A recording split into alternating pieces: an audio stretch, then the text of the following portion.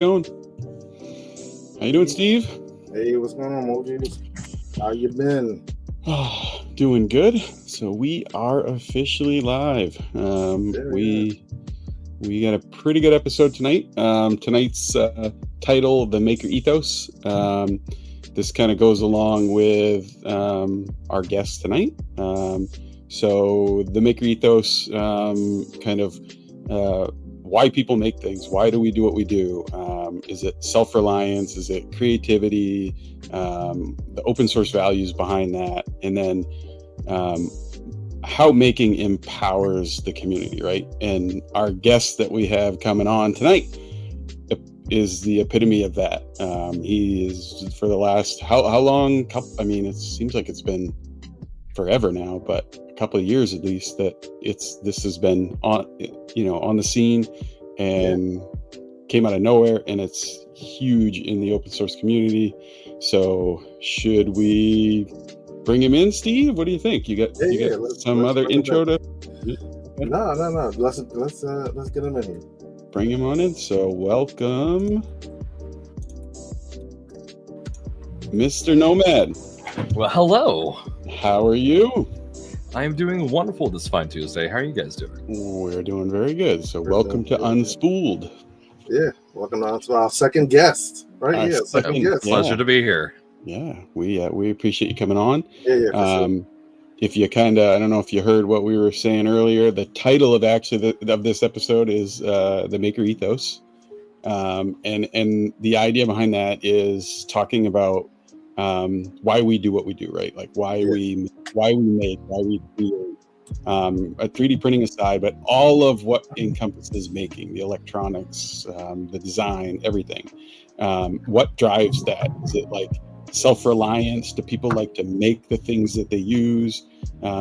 Is it just a creative bone in their body? Is it are they driven by the open source community and the values that brings? And then what empowers those communities to do what they do? And you and Positron and everybody involved in Positron has been huge in the open source community, aside from 3D printing, but especially in 3D printing, that you guys have been driving that, and you guys have been hugely successful in that. So go ahead and tell us a little bit about yourself.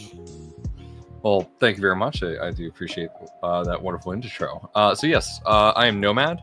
I've been in the 3D printing space for about, I want to say 4 to 5 years now, maybe 6 at this point. I started out with very humble beginnings, simple Ender 3, and just built a collection from there, at one point having like 10 machines, and then scaling that back to the modest collection I have behind me, including the Positrons that I own.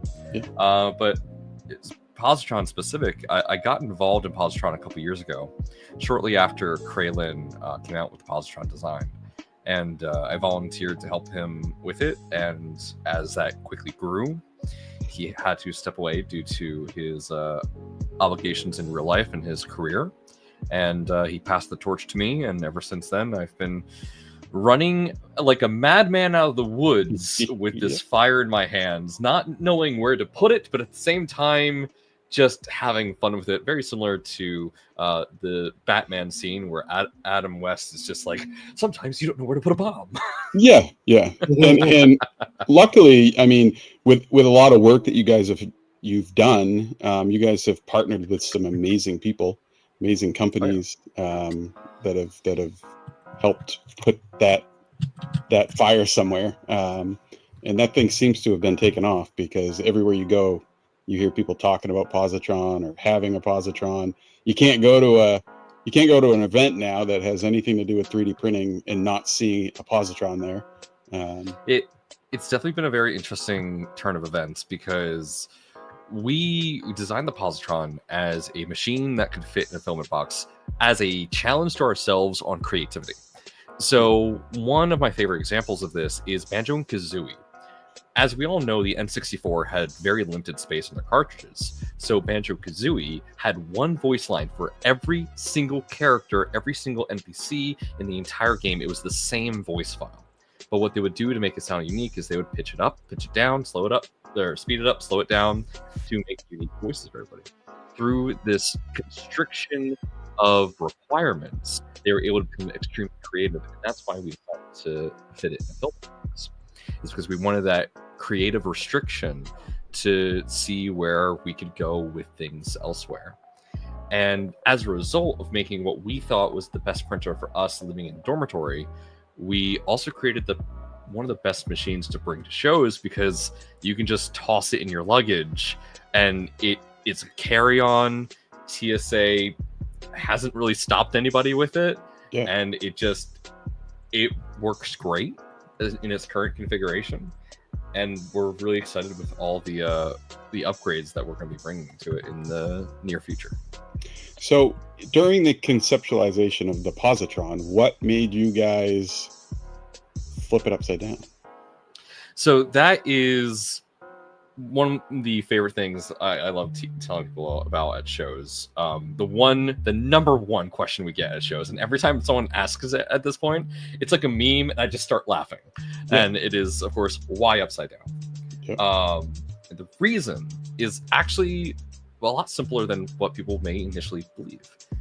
So a lot of people think that we chose to do it upside down, and that is in fact false. Being upside down is a symptom of the goal, which was to fit inside a filament box. Essentially, if we tried to print in a traditional manner from a top-down orientation, all of your motors and all your kinematics are at the top of the machine. And you'd have to figure out some way to unfold that from a filament box and keep it square with itself in a traditional Core XY or Cartesian style machine. Yeah. But we figured out there's a machine, the upside down inside out kinematics. A machine predates the positron using those kinematics somewhere. I don't remember the name of the person who posted it to YouTube, but it is like UDIO kinematics. And it takes an HBOT system and it flips it upside down in a weird cross segment, which is what we use in our kinematics. Because rather than just being a normal HBOT, we fold the kinematics in on themselves, so it changes plane and allows for this whole kinematic system to be in the base of the printer, allowing you to unfold it, only have to deal with the Z-axis, and it just works. So as you said, it was a symptom of the challenge that you guys put forth, and it just seemed to work. It is wild, because right now the 3.2 does not have a sophisticated auto bed leveling. It has a very rudimentary one that works in certain situations, and this is because we designed the positron before touch probes were really a thing. There wasn't really strain gauges being used in 3D printers, and there wasn't really nozzle tap that was really used. At the time, the only nozzle tap that worked was literally running a wire to your hot end and then another wire to your bed, and that circuit being the conductive. I remember that. Yeah, that was the only touch probe that worked. Everything else was either the clicky probe, the inductive, or clicky. We just weren't happy with any of it. We did IR probe. It worked really well in closed testing. The one thing we failed to do in our closed testing was move it. We didn't move it to like Windows or whatnot, which changes the IR emittance in the ambient room, which changes your bed leveling. Once we figured out that was a problem, we went back to manual bed leveling, which turns out is faster than auto bed leveling. And people say, oh, auto bed leveling, don't want to touch it. But I've flown with this thing across the Atlantic multiple times, and I've only leveled it once before I left. I got to Sanjay Mortimer, unfolded the machine, didn't have to do any leveling. It was already leveled, and I just ran it. So we were able to create a machine with LDO that is rigid enough to ensure that it stays level with itself for an extended period of time. And it's only 3-point leveling, so it's really quick, even if you have to re-level it. So it's nice and stable. What made you guys choose LDO to partner with? Well, LDO actually reached out to us initially. When we came out with the Positron version 3, LDO was one of the few companies that reached out, and they are the only one that actually got to the finish line. So we had a good number of companies that wanted to help us make a kit, and we were so honored to work with all of them. But as time went on and the complexity of the project really reared its head, LDO was kind of the only ones that stayed in touch and still kept the train going. And I will say this to hell and high water: if it wasn't for LDO, the Positron 3.2 wouldn't have really been a thing, because at the time that LDO really stepped in, it was just me and one of our team members, Sample Name. At that time, Kraylin had to step away because of his new job, which, due to conflict of interest, they do not allow him to work directly on the project. But I stay in touch with him constantly because, we love him. But it was a very small team, and if LDO hadn't been helping, I would have gotten burnt out real quick trying to help everything out. But because of Jason, logistically, team, we came out the other end with an amazing little machine. Nice. Yeah, and Jason's, obviously like the nicest person in the world, and a huge community advocate, and I'm sure he probably didn't want that project to fail any more than any of you guys did. He always used to want everybody to succeed. So I am immensely honored to be able to call him a friend. Nice. So how do you guys balance like the DIY roots of the positron with like what people like, the fact that people want like quick and easy and plug and play? Do you feel like it's a printer that could be used in both, or is this definitely a project printer? So I will be straight up to say, at this current time, the 3.2 is a project printer. And that is because, it's a kit printer. You still have to tune it. You still have to get it just right. And we help everybody through that process. In fact, we have a version of Clipper OS that we call Posiberry OS that comes with pre-tuned configurations, and it comes with test prints that if the test print succeeds, your printer is tuned. Because the one nice thing about it being a kit printer, especially with there only really being one variation of the kit, is that there's only one version of the printer. So we know right away, this is the software configuration that is tuned and will work as long as you have the belts like just the right tightness, just this, just that, as long as it's assembled correctly, which we've been told is not difficult to do, which is awesome. It works, and it works really well. But because of the complexity of assembly, it's definitely not there just yet. But we're hoping with the 3.3 and future iterations, we can make it something that is out of the box, ready to go. You press print, it levels itself, and it can just go. Nice. So you basically just unfold it, run through the configuration, and then you're printing. Oh yeah. We're awesome. working with an amazing individual, Ella Fox. She is working on a phenomenal touch probe that, from what I understand, works very similar to Prusa's touch probe. And we're currently working on implementing that into the 3.3, which, for those who are wondering, the Positron 3.3 is a drop-in upgrade for the 3.2. It is literally just the toolhead is going to get replaced with a newer toolhead. That's it. So if you've already built your 3.2, don't worry. This is going to be a relatively cheap upgrade. And it's just plug and play, which is the best part. So this was how we were talking about earlier, 3.3 versus a 4, right? Because it's kind of the same. You're just upgrading that tool head. But it's really going to change. It's not going to change a lot of what the printer is, but it's going to change a lot about how the printer's going to work. Yeah. It's so difficult, especially being in charge. One of the interesting parts about being in charge of a project like this is making decisions such as, when is the right time to iterate the design? At what point do you say, yes, this is version 4. Yes, this is version 5. Or is this something else entirely? Is this no longer Positron? Is this something else? Like, say, Electron or something, whatever our naming scheme is, which, stay tuned. So it is always interesting to go through those gymnastics of at which point do we say this is no longer the version 3.2, this is version 4, 5, etc. But one thing that we're really trying to do, and this is to try and make up for those who we kind of left behind the version 3. So the version 3.2 is not backwards compatible with the version 3. Admittedly, we probably should call it the version 3.2 of version 4. But we kept with it because it's very different, but it's still very much the same as the version 3.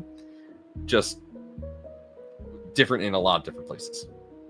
And if you got all the stuff to make a version 3, there really wasn't much that you could take to the version 3.2. So with the 3.2 and forward, we're making sure that everything has an upgrade path in some capacity. So we're really taking a Prusa approach to making sure that if you buy a 3.2, you're not going to get locked out of some way of using the version 4 or newer. So we want to make sure that there is some way to get to that.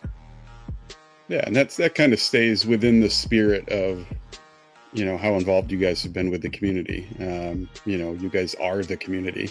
You guys are the, you know, you weren't outside the community, created a product and then came into it. You guys were us that just came up with a really awesome idea and built something really cool.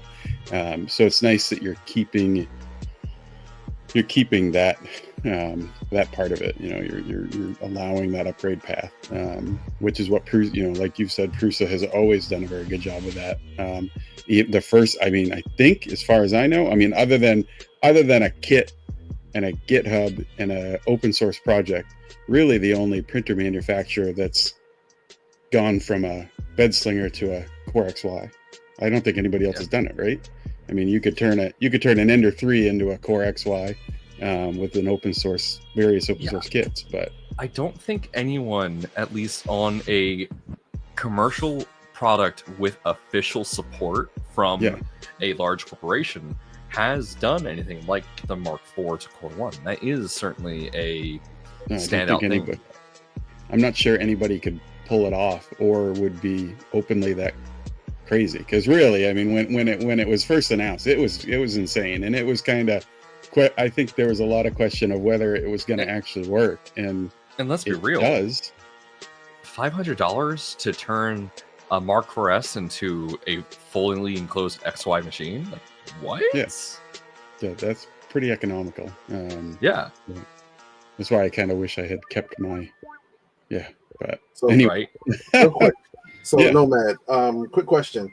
No, well, one thing I do want to say is that what I thought was really cool, and like you said, in reference to like supporting the Positron, I saw you guys at 3D Printopia, and you, Joe, and a couple of guys had a table set up, and you had people bringing in their machines, like, and you were helping them, you know, fix their issues live, which, you know, that's not happening everywhere, you know what I mean? And so I thought that was like freaking huge for you guys to do, you know, and offer that level of support, you know, to your users. What's really unique about the Positron is the fact that it is so easily portable.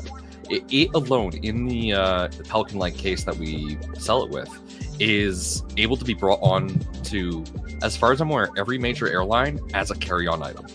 So you can just bring it with you across the country with no problem whatsoever. And as long as you keep your tools and your check bag, they're not going to stop you. The only times I've been stopped with the Positron is when I've accidentally left like my filament cutters or my screwdrivers in the case. And thankfully, because they're so small, they've typically let me through. But I can't say that will happen for everybody. But dude, I could imagine TSA like, what is this? What is this in the box? So that happens with one of our alpha units. So when me and my dad flew out to San Jose Mortimer, I handed him the 3.2 and I held on to the version 3 because I'm like, before we even get in the line, I'm like, watch, they're gonna stop me, because the version 3 used way more wires and used we used defroster wires for the back of a car as the bed heating element. Oh yeah. And so it was sketchy looking. And I got stopped, and they were like, "What is this thing?" And I'm like, "It's a 3D printer." And they were like, It was like "All right." somebody called a supervisor. It is not a bomb, I swear.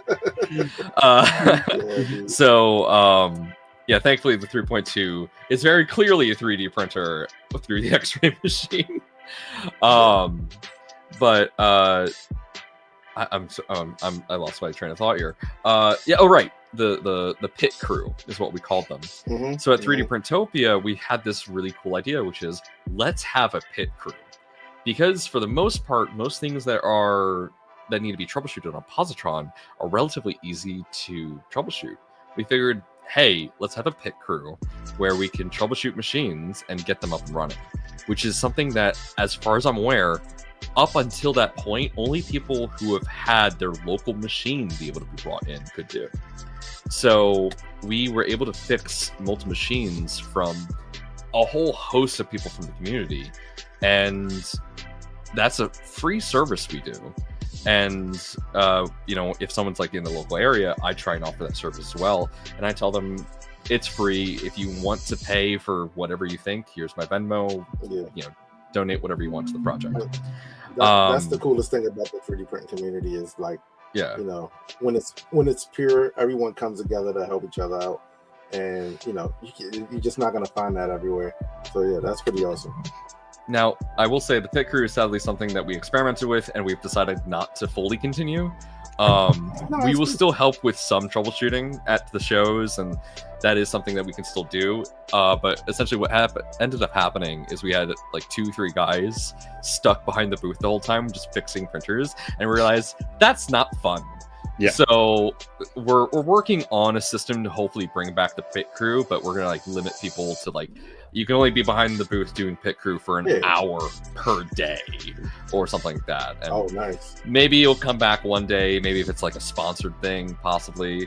But it is something we really loved doing. Is just something that we got to balance correctly. Yeah, especially when you're at an event like that. You guys are there to kind of spread the word and communicate, and talk with the community. So being, like you said, stuck behind the booth thing, and I'm sure, and as the community, the vast majority of the 3D printing community is going to be perfectly fine with that, and be, they're going to be understanding. So, one thing that we're very proud of, so we use Discord as our support method just because it is the easiest for us to maintain. We have a support ticket system for people to message us with their issues so that we can help them troubleshoot the printers before they go to the retailer and have them either send replacement parts. And this helps significantly when it comes to the warranty path that has to happen. With a machine like ours that is so drastically different, there's going to be warranty things. And, we're going to honor the warranty because we want to. So with us being involved in the support process, we can essentially say, hey, positron team says this part needs to be replaced. Take that message to your retailer and they'll replace it for you. And that makes the support process so much easier for people because they can just go to the retailer and be like, hey, positron said that this needs to be replaced, and they can just send the replacement part. No back and forth, weeks of troubleshooting. It can just be done right then and there. Cool. So, what are your future plans for positron? Are we getting a positron XL, or are we taking this to the next level, collapsible Core XY corner type deal? One of my favorite things to say is that we're cooking. We've been working on something for the past 2 years that hopefully we'll be able to announce very soon. But so stay tuned in that regard. But I am able to talk about one of our next side projects, which is the Prusa wire. So if you guys haven't seen, the Prusa wire was a hair-schemed idea that I came up with. Essentially, what I saw was this. Switch wires never sold super well because for just a couple $100 more, you can get 300 2.4 Trident. So they were a very interesting position in the kit market. So when I saw that those kits became less and less available, I realized something. There's a lot of dead stock of switchwire parts. And then when I saw that the Mark IV to Core 1 upgrade was being released, as soon as I saw Core 1 in person, I started figuring out what part went where in this upgrade path. And I started identifying, oh, that's there. And then I realized what's left over is the entirety of the printer frame and the Y-axis. So your Y rods are left over, your frame's left over, the extrusions are left over, the front and back plate. You have an entire printer frame. So I came up with the idea, if all of these, switch wire parts still floating around, all these electronics, take the electronics of a switch wire and put it with a Prusa frame, you have essentially a switch wire. Yeah. And you have it at a price that is way cheaper than a full kit would be, especially if you've gone through the upgrade path. So, yeah, and I mean, like we had briefly talked about, like I had gotten rid of my MK3S Pluses, and I was going to switch a couple of those over to a bare frame. I never did. I have 2 bare frames sitting in a box in a closet that I could do this with, and I've been thinking about a way to what do I do with those? So it's a brilliant idea.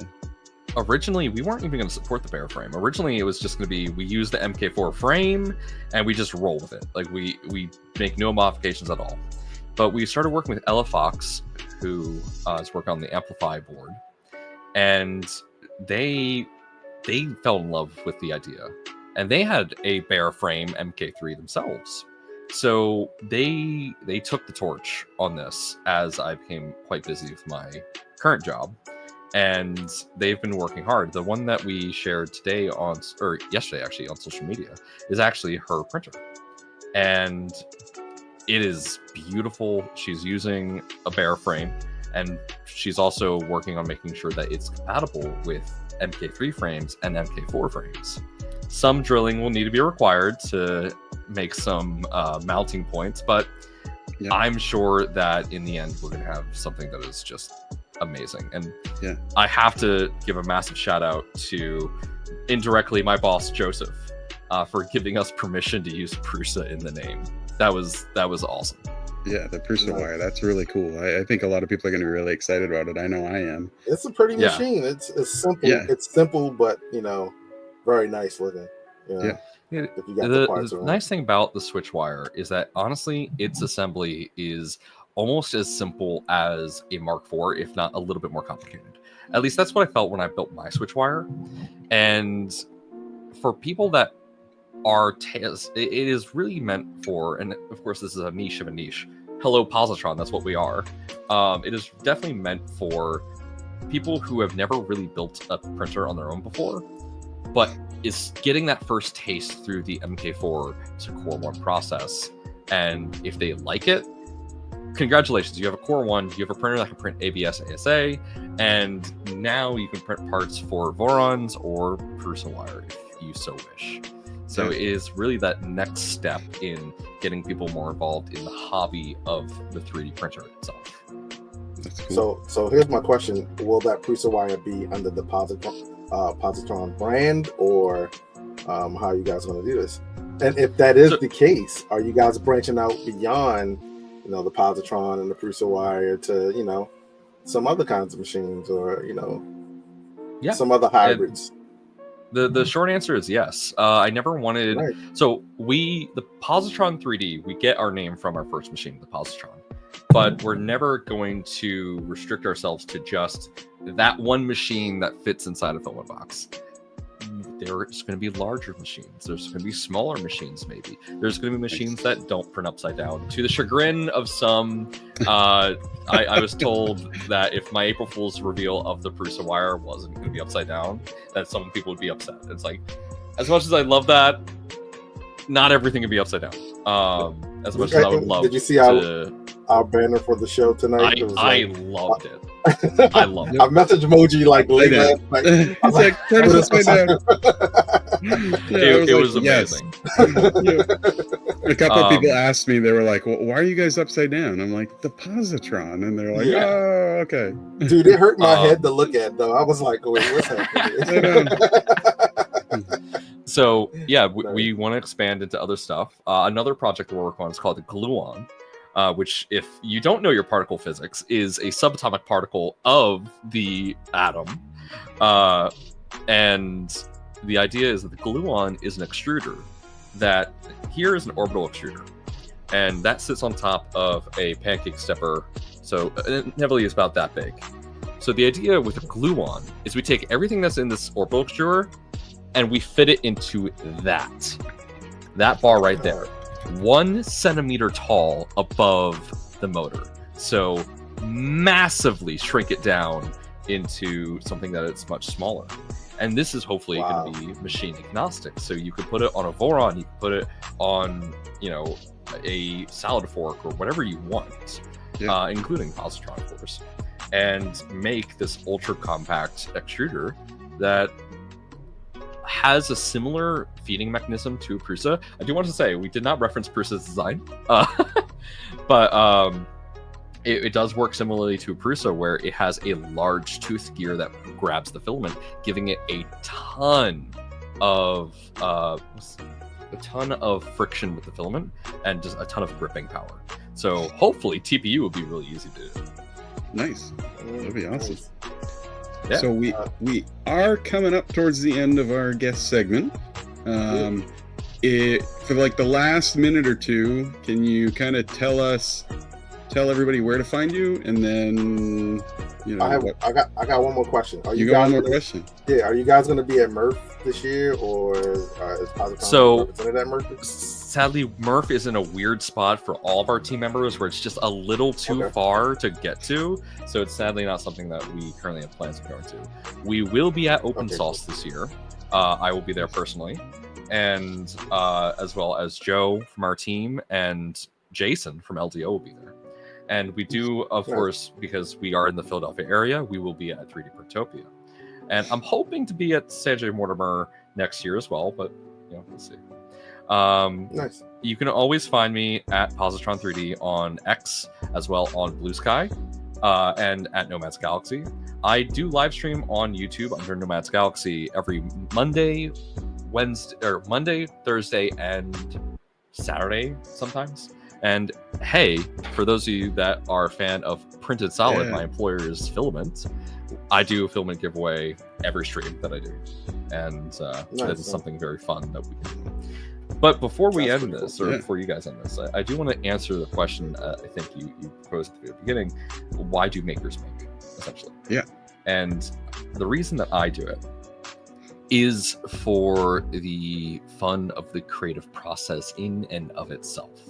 One of my favorite things to do is come up with an idea, and the fact that 3D printing is this amazing rapid prototyping system that allows me to iterate upon these designs, upon these ideas, allows me to just really bring whatever is burning in my mind into reality is something that's absolutely amazing. Like, I mean, look at this Frax arm. This is a whole, arm that holds a soldering iron. And it stays straight no matter what I do. And that is just a beautiful thing. And the other reason I do what I do, especially the reason I volunteered originally for Positron, is because I love helping people. I was in IT for 10 years. And I loved doing the IT job because I loved helping people with whatever problem they had. And to be able to not only help people, but also to inspire people to be creative and to pursue these passions and ideas, no matter how insane they might be. Because let's be real, printing upside down has been a meme up until just a couple years ago, until we kicked the door down and said, you know what? Here it is, and it works. And don't print on planes. Please don't print on planes, for the love of God. Don't print on planes. Please tell me that's like a sticker or something. It is not a sticker, but it is on our shirts. It is, yeah. I saw it on the shirt. Yeah, it's a bumper sticker of "Don't print on planes." Yep. Only 3D print people would get. We had 2 people attempt, and for several reasons, did not succeed. One did not have enough power. The other forgot filament. And I'm just goodness. Please never attempt this again. The air marshal would not like the smell of burning plastic on their airlines. I remember hearing about that, and I was like, oh no, that's not good. Yeah, definitely not good. Let's get a GoFundMe going for like a private plane and then do the printing there just to do it.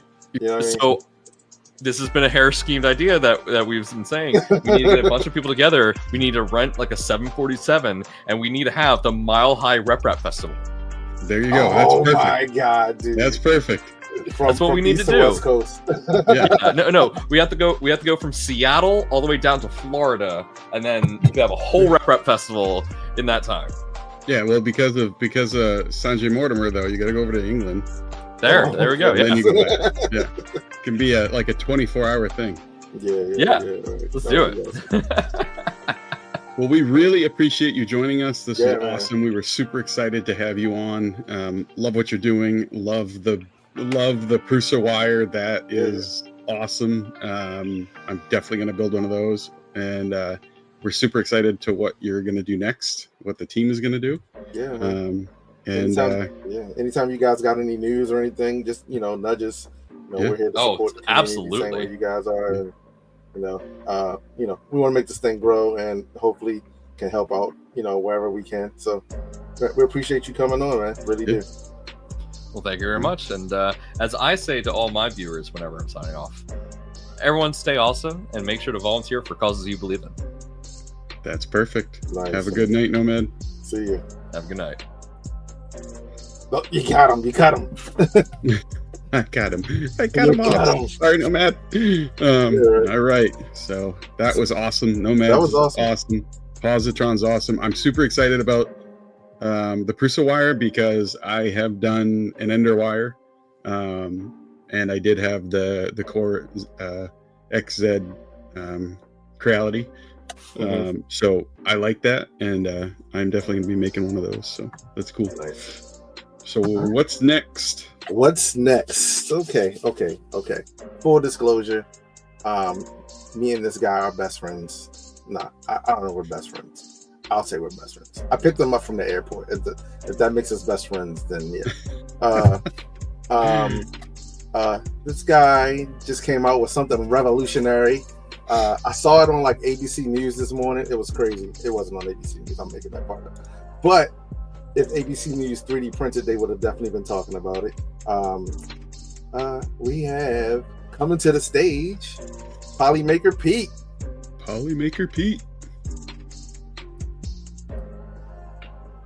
Hey, how's it going? With the perfect print. Hey, nice to meet y'all. Oh yeah, you look hot. Yeah. This is much heavier than I remember when I picked it up. That is a lot of plastic on the top of this thing. There's a lot of plastic on there. And that would be what, the Wexter model, right? Oh yeah. Yep. He just released this today. First Stone or something like that. Yeah. Yeah, that's a He cool was model. calling this one like Emberson or something. I don't remember. But yeah, super cool. Firestone or FYR Stone or something like that. Yeah. I don't know how this was one that this is one that he actually made. He made it like a week ago and he wasn't satisfied with it. So then he made the other dragon that he released today. So I'm like, So now you got both. You're gonna make two models for my launch. Like, hey, I'm not gonna argue with that.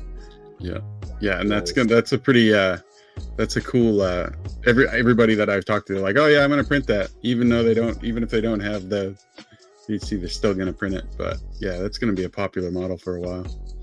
Yeah, I'm super partial to the fire gradient. Yeah, super nice. It's my favorite. Tell us about that fire gradient. Give us the this fire gradient is fire. Literally, this stuff is crazy. My first print with it. So I print all the Wexter stuff, and I have a thing about making his mini dudes not so mini dudes. So I was looking through his model library, and I was like, which one would be the best for fire? He has like 6 or 7 models that are perfect for like a fire gradient. And then this was one of his recent ones. That's perfect. And I was like, oh my goodness. Yeah, when he came out with those the Fantastic Four ones, that was the one I was like, I have to print that. So that good. Thing looks sick. So good. But this is all HTPLA. This is the HTPLA red, the HTPLA fire gradient, and then the power tool HTPLA GF Oh, yeah. Power Tool Red. I was wondering which one that was. Okay, yeah. Okay, that's sick. But yeah, super that's sweet. nice. This is probably one of my favorite prints here late. Well, all of these gradients are sweet. Steve has one of the gradients. He actually has Yeah. this gradient, the tropical. The tropical. This one is Yeah, sweet. tropical. I like I'm partial to the Yeah. ice. The ice. So, fun Being from fact, Maine, the I ice. like the ice. The ice right now is the best-selling gradient as of today. Which Nice. is this one.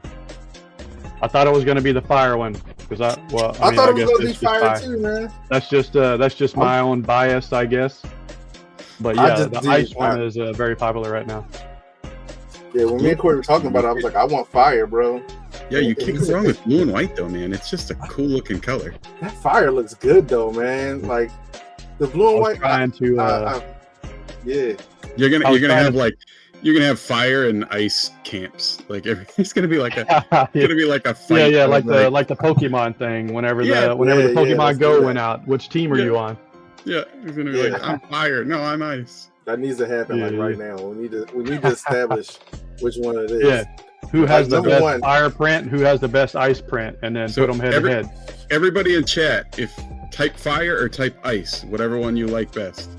Yeah. Dude, Curious to Alright. see. We yeah, got- let's see. We got Yeah, the ice. ice. Ice. Or we got the Dragon. Yeah. Oh man, that ice Oh, wait, is winning. I'm gonna add. Oh I'm my gonna add god. ice. Oh goodness. no! Ice. Oh no! Ice is. Ice Oh, is both. We got a both in there. Yeah, Strothgar is both. Oh, we got a smoking price it in there there. too. We got a Frostfire, a Frice. Oh, Nice. Nice. Dude, Yeah. y'all know how Yeah. hard it is to keep this stuff a secret for 6 months? Oh Yeah, my gosh. Oh, dude. I can't I've had imagine. these prints. I've had these prints in my room for like a month now, and I've had to move them off camera every time I join our Discord or something. I would have like forgot, and I would have been like, oh Dude. crap. Well, Yeah, I have like, a few so- times, and then I turn my camera off, and then I remove it, and then I turn Yeah. the camera back on, and nobody ever says anything. So I'm like, maybe I'm clear. You're like, Dude, oh even no, with- that's blah blah blah blah blah filament. Yeah, Just make even with test printing it, because like I'm sitting here and like I'm talking to Corey, and I'm just like, he's like, they should come out with something like this, and I'm like, yeah, they should. Yeah, yeah, Yeah, that would be cool. Yeah, man. yeah, I'm like, that's cool. yeah, for sure. He didn't break the NDA. I didn't break Yeah, the NDA. well, that's I ironclad. actually- The embargo was kept intact. Yeah, at least from actually- this side. Printed my very first dragon because of this. That's the rainbow. That- Yeah, that was And- cool. But yeah, very Dude, I first thought dragon. I almost did, but I was like, I wanted to make my own dragon, so that's the only thing that held me up. I'm like, Oh yeah. I was like, I gotta do it. If I'm gonna print one for the first time, it's gonna be my own. But yeah, like the filament is nice. It's freaking the you can print it at 300 millimeters per second. It the heat, like the ability, like how much heat this filament can take is just crazy. Yeah, I Yeah, threw you that have- dragon you on have- the dash of my car and just left it there in the heat, and nothing happened to it. Yeah, I mean to have PLA that you can put in an oven at 150 degrees Celsius and just have it like twitch to form, you know, like that's nuts. I mean, it's something we've been kind of waiting Oh, for yeah. forever. Something that a PLA that's easy to print but yet has high temp resistance. Like, Yeah. Yeah, for sure. Well, that's one of. So I've been answering questions on YouTube and Reddit and Facebook all day today, and then one of the most common things for the naysayers are, why do I need this if I can just print with PETG or ASA or something? I'm like, well, number one, some people just want very easy to print filament that you can have high heat or resistant or Yeah. stability.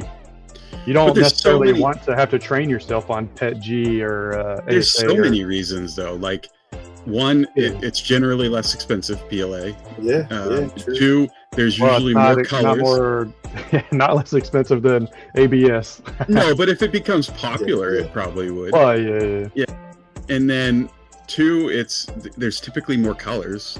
You know. Yeah. Oh yeah, for sure. And no matter what anybody says, I mean, I've been printing ABS and ASA for over a decade.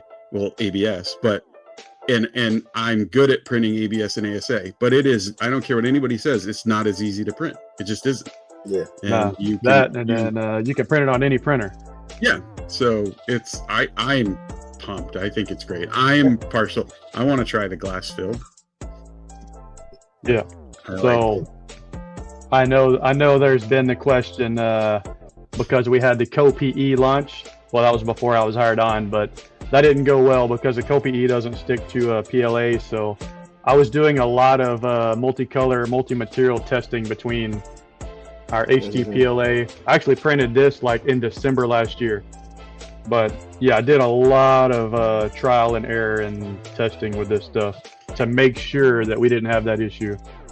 Yeah, because I know that was somebody messaged me, I don't know, a couple hours before stream, and they were like, "Does it stick to normal PLA?" And I'm like, "I don't know." Well, we can ask tonight. I knew that was going to be I actually printed, I test printed, I did the HTPLA, and then I did Polyterra, and then I did HTPLA GF, and then I did Polylite PLA.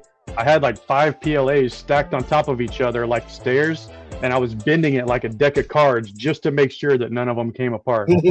I did a lot of testing with this stuff to make sure that we weren't going to have any problems. Good. So when we're done with the stream, I'll open up that the DM and be like, "Yes, it does. It sticks together." Yeah, I knew that was. I like the second I saw that, I was like, "Oh, that's going to be a question." Oh, absolutely. Yeah. Anything new from Polymaker is going to get that question. Does it stick to the other version of whatever it is? You know? Yeah. But yeah, like I said, it prints. It's good. It supports. That was one of the things that like I messaged Pete about like immediately. Like, hey, I was like, dude, what'd you do? I was like, what'd you do? Like, why are the supports just popping off of this stuff? Like, yeah, that was the first thing you said to me. Yeah, the first thing Steve said to me was like, "Oh, the supports." When we were, whenever we were developing all this, and I was doing all the test printing, like I had to give my initial feedback to our R&D department, and so I had to give them like a whole write-up, everything that I found with this stuff. And one of the key features that I had written down was very easy support removal. And then as time went on, we decided, is it important enough to call it a key feature? And then we decided, nah, it's probably not that important to say super easy support removal. But then I started finally getting to the point to handing out all this filament to all the testers and awesome squad members and stuff. And then all the messages started coming back. This is so easy for support removal. So I'm like, maybe we should make a few videos on super easy.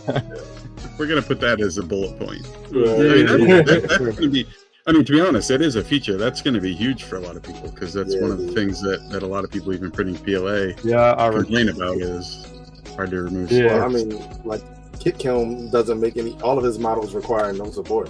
So now if you can kind of still get the same quality or easier prints with easier support removal, I mean, that's a win-win. Oh yeah. Well, the supports on this thing, it had supports all under the chin and then obviously under other. Well, I actually recorded myself taking the supports off of this because of that, so that I could give the video to our content creator. And I was literally just peeling this stuff off with just that simple. Because you gotta print one of those. You got to print one of those tiny little hands and then come in from the side of the video. Oh yeah. It off. Then, on the Instagram. Or the little tapping hands, when they're pointing at stuff. That would be funny. Yeah. Well, that's good to know though. But I mean, in the colors you guys picked. Now I did hear some stuff. There's no purple. I got that from Label and Everlasting Media. No purple, but the blue's coming, and the blue is awesome. Blue is the only one of the standard HTPLA that I didn't get to launch with because I was having some color inconsistencies with it. Here's the blue actually. So that's the blue that you'll get to have, but I'm not sure if you can see it on the camera, but if you notice on the very top, it's a little bit different shading than the rest of the trophy. So you can actually see it a little bit better on this side. But we had to make some decisions, and rather than potentially getting this out to people and then everyone having this in their hands, and then rather than them potentially having streaks, we decided to scrap it. And we have a load of blue HTPLA that's not going out. You can put it under the line of unintentional gradient. Yeah, kind of. Well, the thing is, a lot of it is still good, but we didn't want to chance it. So I told them, like, we'll just wait on batch number 2 to show up and then push that out. To better safe than sorry. I don't want anybody to be unsatisfied with this launch. So yeah, makes sense. Nice. I mean, all the other color. I mean, everything. I mean, there's so many good colors. I like I'm ice, and then I'm tropical. I like the one you got. The tropical cool, man.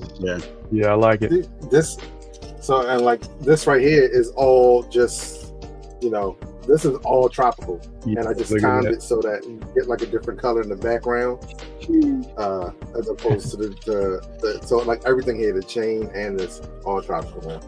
So I haven't seen anybody show a print in white. Is the white? It looks white, not like a It's not like your muted white, not like that. It seems white. No, it's super white. It's like white.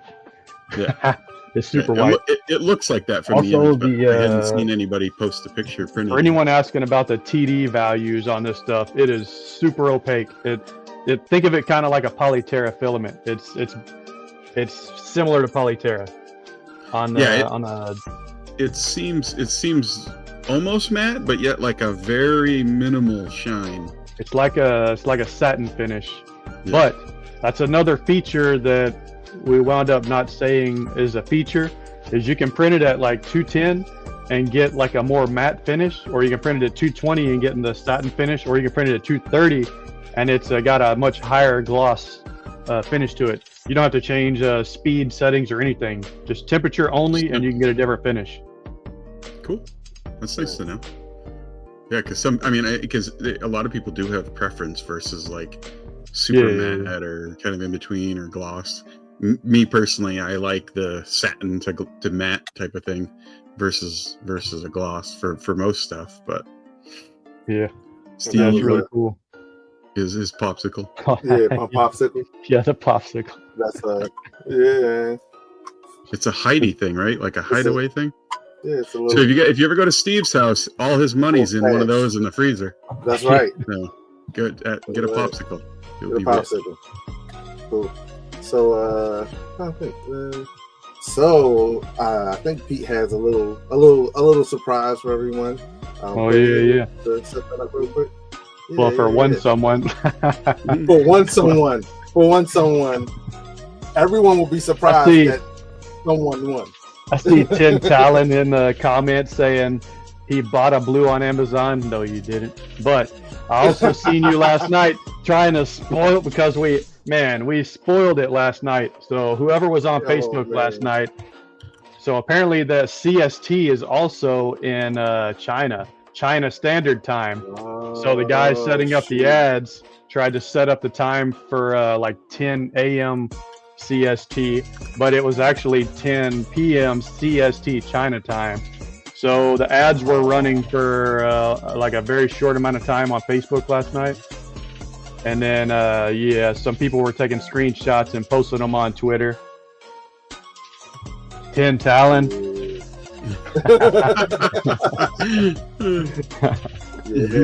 But we're on to you. Yeah, I seen that. I had to ignore it and just woo-saw. It's not spoiled. My launch isn't spoiled. Because there were a few screenshots on Twitter last night. Yeah, I made a post this morning like at 8 o'clock, and the first comment underneath of it was like, wasn't that already leaked? I'm like, come on, guys. Who cares? Even if it was, it's still fun. Yeah, it's still fun. But I mean, I think today's launch what's went a major good. launch without a leak? Yeah, it was good, man. Yeah, it's kind of clean. All I've been hearing from people is that they want it, so that's a positive. That's always a Everybody's positive, right? Yeah. Hopefully you guys got a lot of orders on it today, because I mean, with everything being in stock too is great. Other than the blue, but. And Tech Jeeper said one of the pictures yesterday had the HTP covered up. Yeah, another spoiler from yesterday. I had a heck of a day yesterday. So that picture was not supposed to be released. So yeah, that was fun. I had to get a bunch of posts taken down yesterday, like 6 times.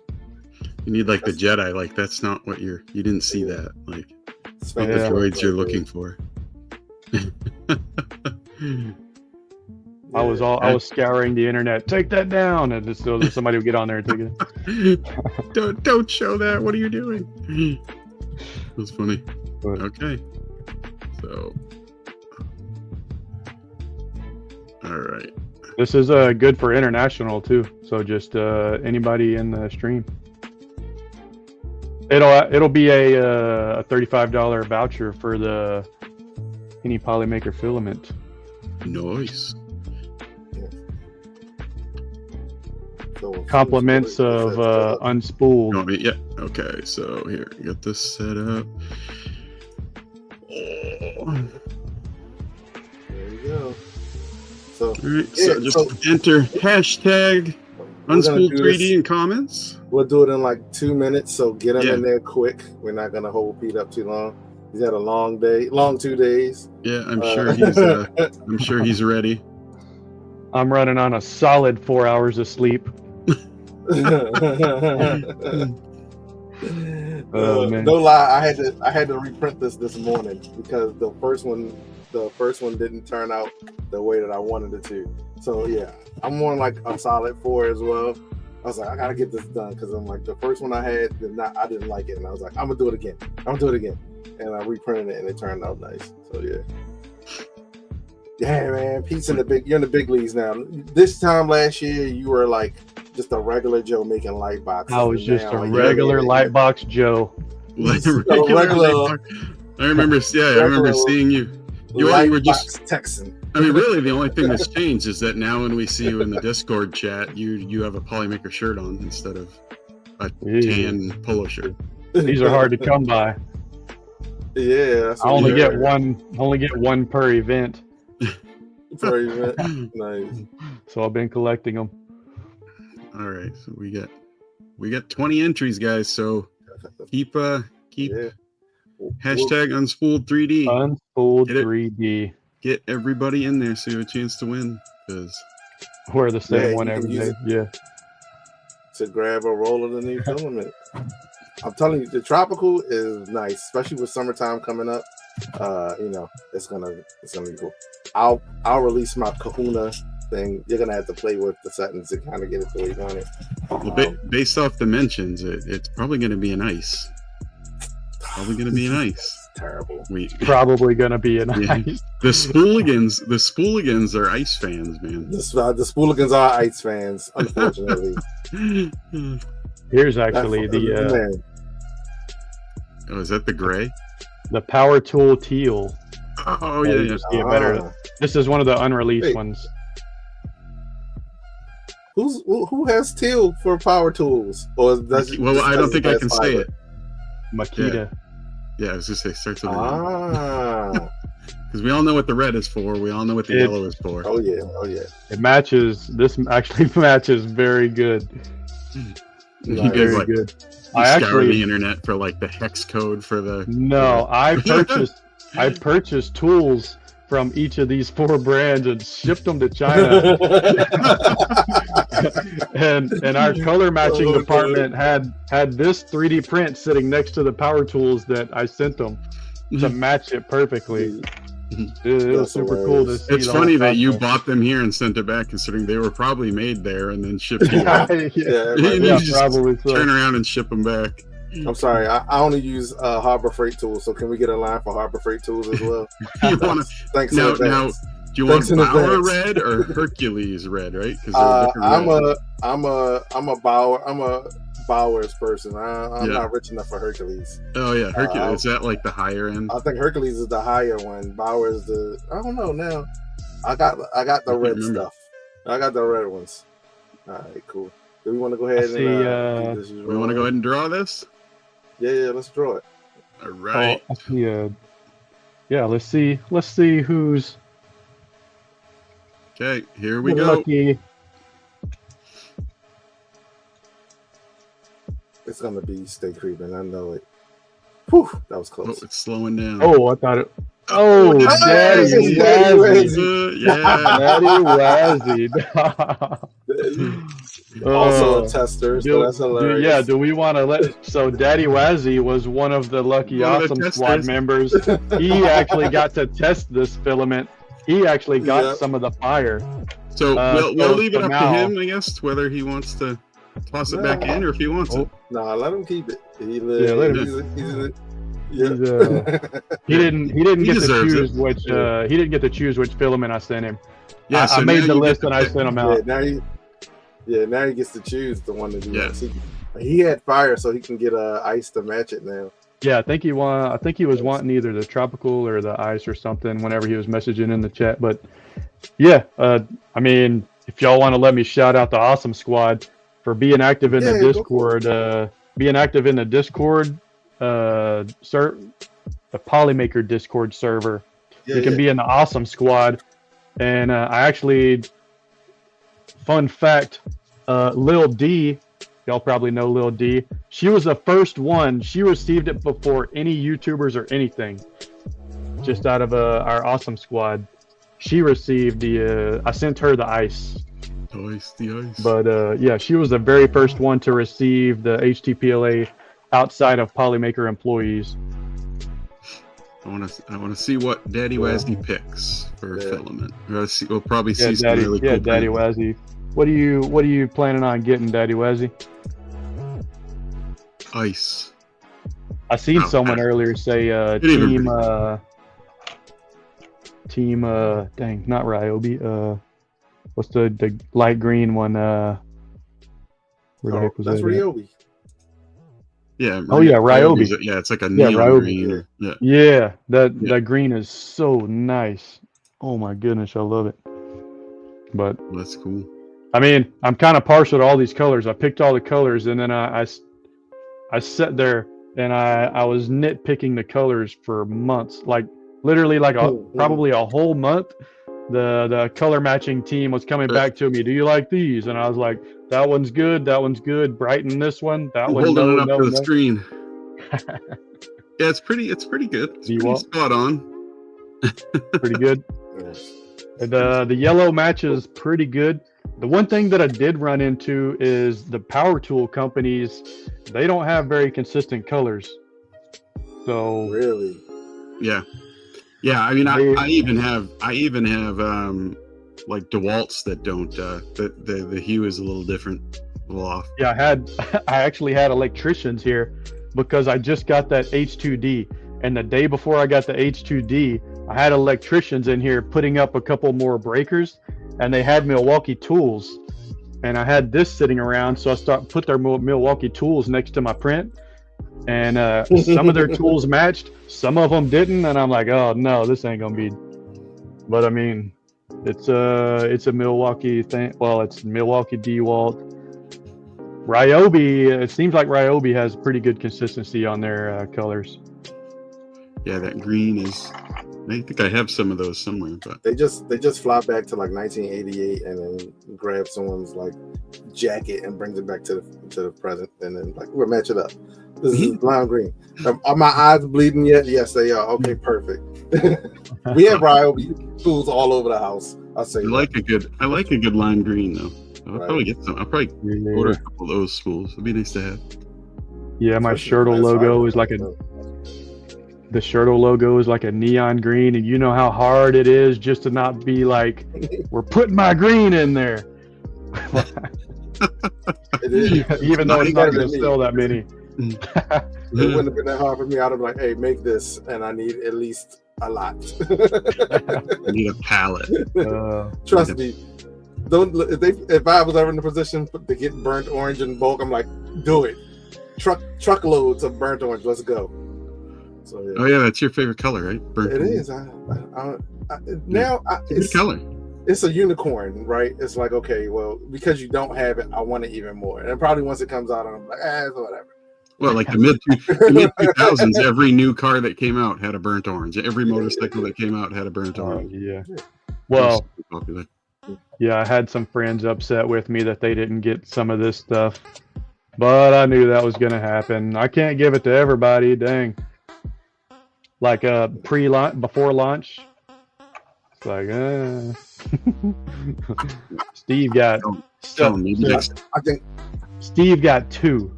He's special. He got 2 out of the Awesome Squad. Steve was one of the Awesome Squad members. you making me a target, man. Oh my gosh, they gonna hate me. Yeah, Steve. Yeah, Steve's special. Everybody, Steve's special. You're gonna be getting DMs. That's right. Why do you get that? And I know. Steve, slide me some of that HTPLA. What the heck? Right. Cool, man. So we appreciate you coming by, and sharing the new product launch with us. Anytime, man. I had there it is. Sure. Hashtag rigged. Oh goodness. Peekaboo. Yeah. Hashtag rigged. But yeah, man. Feel free to stop by anytime. I'll probably see you in like an hour or so. It's hard to sign up with somebody you know. Yeah, thanks for coming on, man. We appreciate it, and congratulations to Daddy Wazzy. Yeah, congrats to Daddy Wazzy. Congrats Everybody Daddy go out Wazzy. and pick up a roll of of the new formula. Test it out. Let us know what you think. Let Pete know what you think. He's always around. He's always in the Polymaker Discord, and he's open to criticism as well. So for he's sure. got thick skin. If there's something you don't like, please tell me, because I don't want to be caught off guard by that. So if you tell me something's wrong, then at least I can prepare for the waterfall of hate coming my way. Because once they post it socially, man, people just jump on the bandwagon. But yeah, cool. Thanks again, Pete, man. See you. Thanks for having me. See you. See you, man. Peace. We both hit it at the same time. I think from now on, you removed it. I added it. Yeah. You do that. I won't do that. You do that part. All right, cool. So that was Pete. Everybody knows Pete. Polymaker Pete. That's like the best name. Man. Polymaker Pete. Right? I know it's right. It's like the perfect name. It's like Peter Parker, right? Yeah. Polymaker Pete. So we didn't really get to go over anything new. Anything new from Remurf in the time being? Like I haven't still haven't Not really much. seen. I mean, I think people are already now starting to talk about Midwest. Yeah. We're already starting to talk about Murph. So I like Murph. A lot of people complain about the heat, but to me, Murph is like, pun intended, letting your hair down. You can come there and just kind of like relax, and it's not like, people are there to sell stuff as hard. You know what I mean? There's not a lot of secret meetings happening. It is a very chill, event, and I'm going. I'll be there. Probably all 2 days. This will be my second time. Yeah. My dad. I haven't been before, but I've always heard the same thing. Like it's very relaxed and chill. Excuse me. It's a good time, man. It's like legit. Like once you get over like the heat, it is genuine. I'll say that's what I'll say. Like Murph is genuine. It's like like people are real. There, and they just come there to kind of like see people that they've talked to online. Or and hang out and go to Chili's. That's the thing. I didn't get invited to Chili's. I also didn't get a bracelet from someone's daughter that everyone else got a bracelet. I didn't get one, but that's cool. She knows who she is. Must be a streamer. It's Polymaker Joel's daughter. I don't want to say her name. I didn't get a bracelet, but that's cool. Hopefully I'll get one this year. I don't know. I don't even know if I want it. I don't even know if I want it. So I won't be at Murph, but I will be at 3D Printopia. But fortunately, I won't be able to make it to Murph. So Steve will represent Unspooled at Murph. Yeah. And hopefully, I'm gonna try to get a table, just to kind of like share some stuff and just to set up, for the first time, whatever. But yeah, it should be fun. I think we have a potential Murph person that we want to try to reach out to see if we can get someone from Murph to come on and talk a bit. But they can be a little elusive. So and I'm sure they're busy too. Yeah, and they're probably busy as well. But hopefully we can get someone from Murph on. If anybody knows, has the connect, hook us up. Feel free to reach out to us. Some questions. But yeah, so we still got some time. One thing I want to talk about, I saw this article. It is on XDA, and it says researchers discover that every 3D printer leaves a unique fingerprint on prints. Right? It says, and they can be tracked back pretty accurately. I'm like, I didn't get a chance to read the article. I don't know if anyone else read it, but it says the summary that 3D prints have unique fingerprints that allow identification of individual machines, even those of the same model. That's the first part. University of Illinois researchers led by Bill King created an AI system that can identify machine prints at 98% accuracy. And then basically, if say they could tell by a print if it was printed on a P1S versus I guess so, dude. Versus MK4. That's what I'm guessing is that. But I feel like there is an upper limit because you can swap your nozzles and you're done. Like now, yeah, you could swap your whole tool head. Swap your whole tool head, and it's different.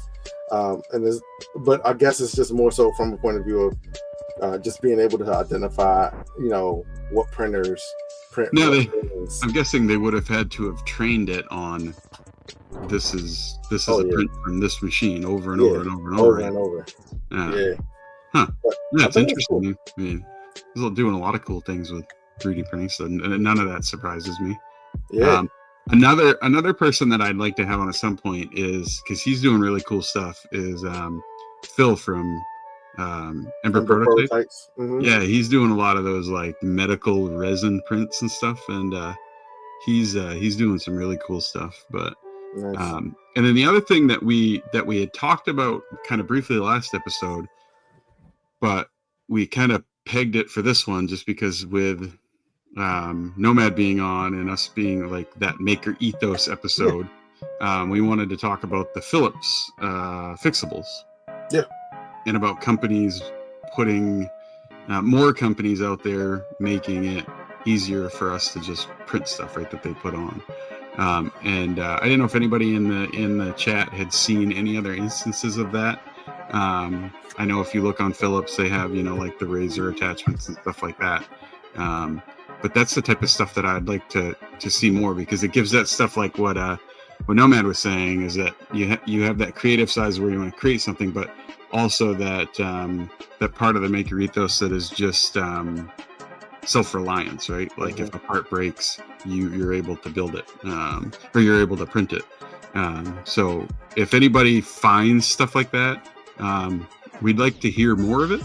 I've looked briefly, but right now, obviously, the Philips fixables is everywhere.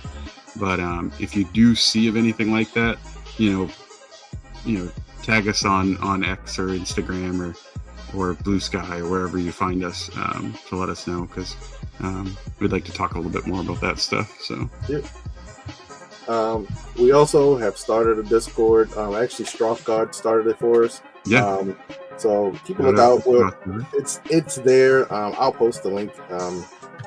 We're still kind of trying to figure out where we want to go with it. But I don't want to make it another like Discord that people have to kind of like manage in their long list of Discords. But it may be something that we're only like super active in while the show is on, and checking in and maybe checking in on prints and stuff like that. But who knows? It may grow into something more than that.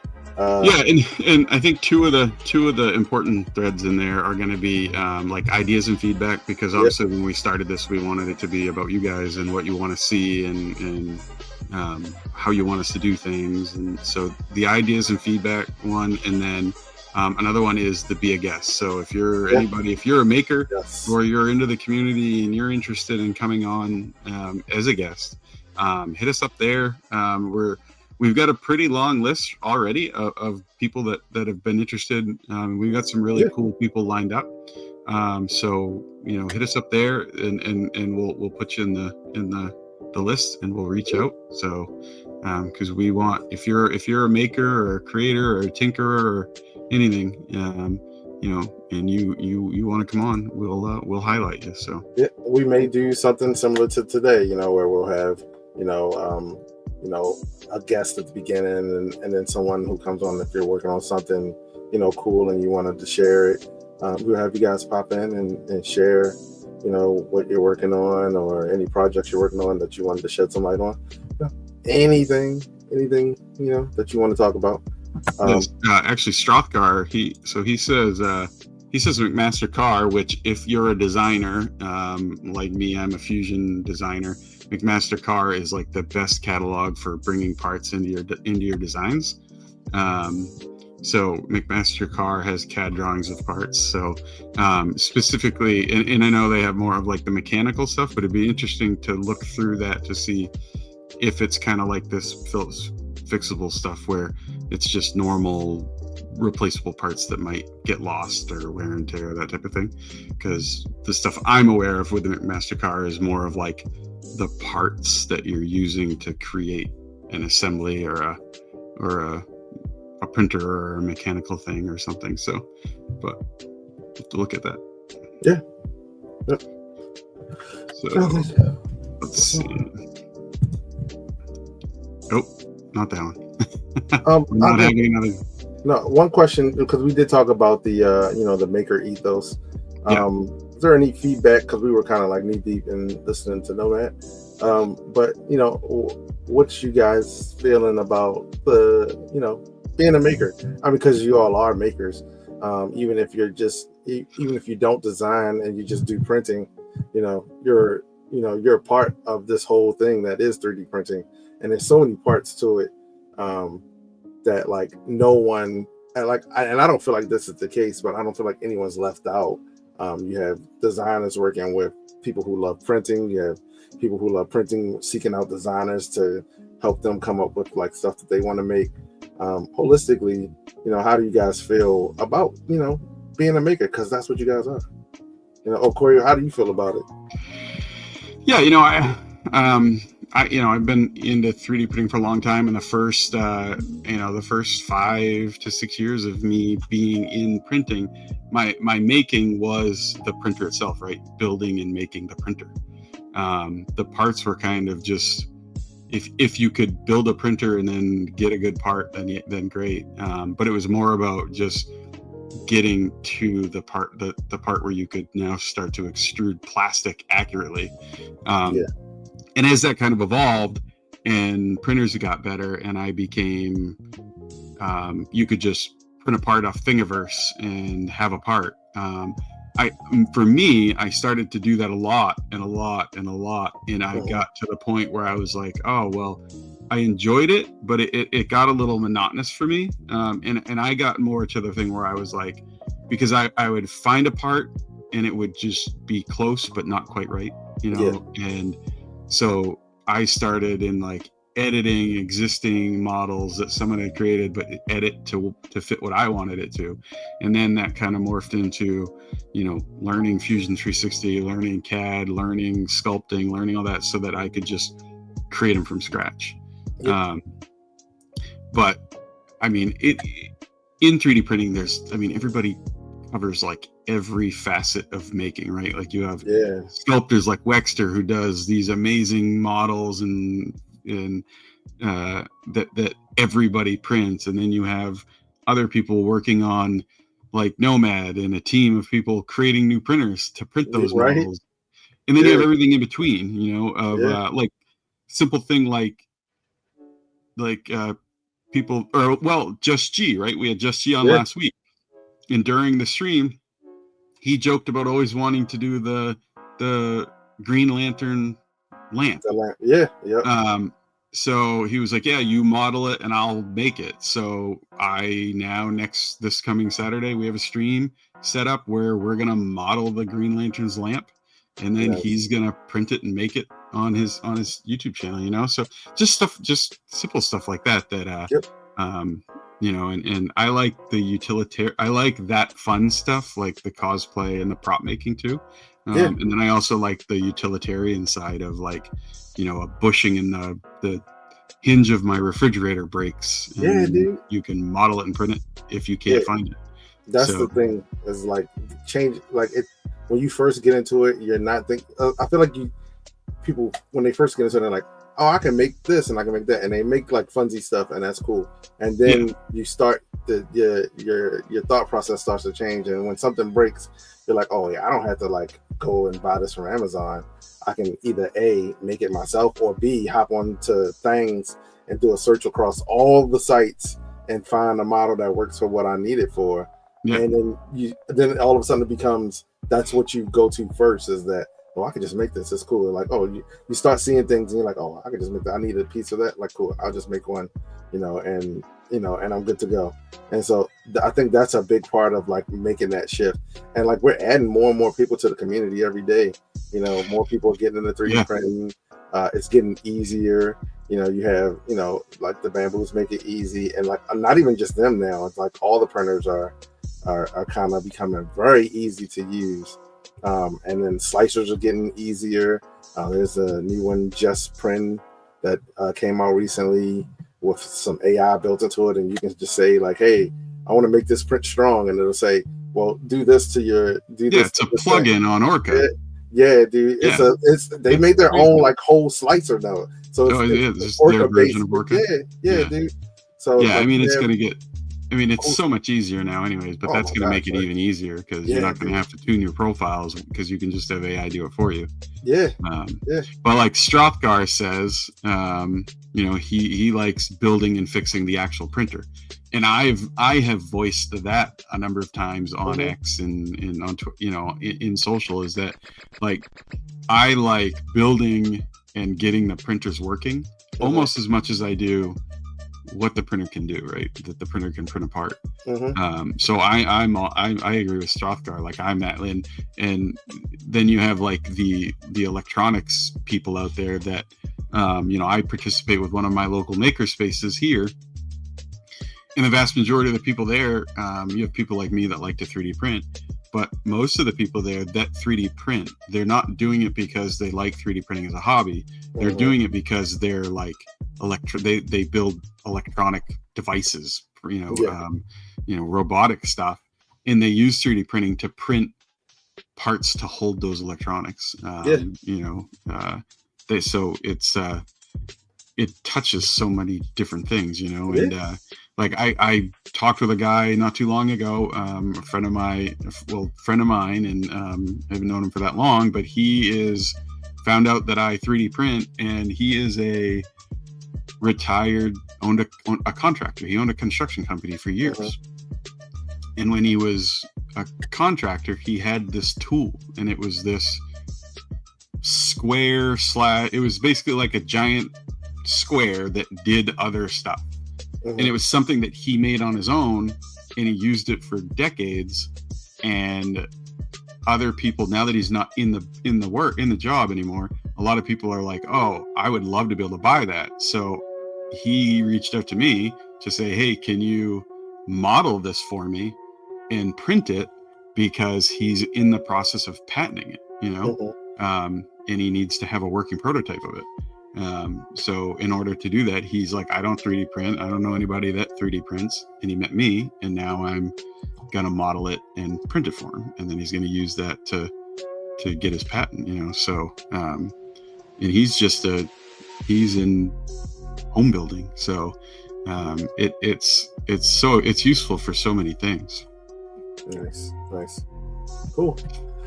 I'm trying to think, we got anything else on the agenda?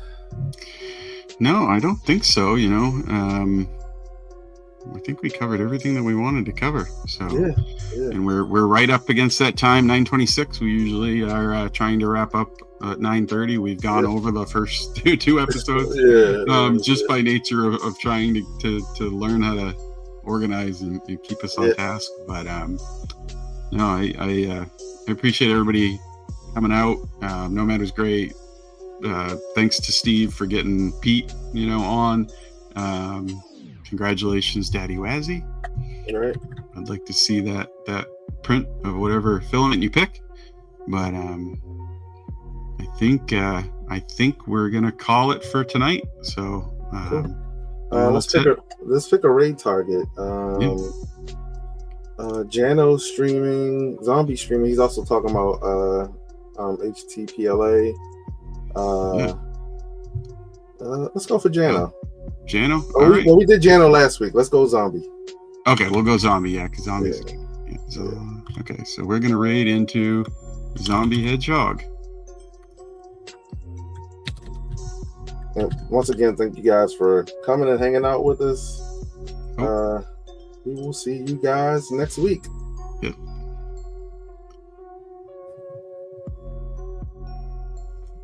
All right. Sign us out, Corey. You got the Yep. the cool. All right, see you guys.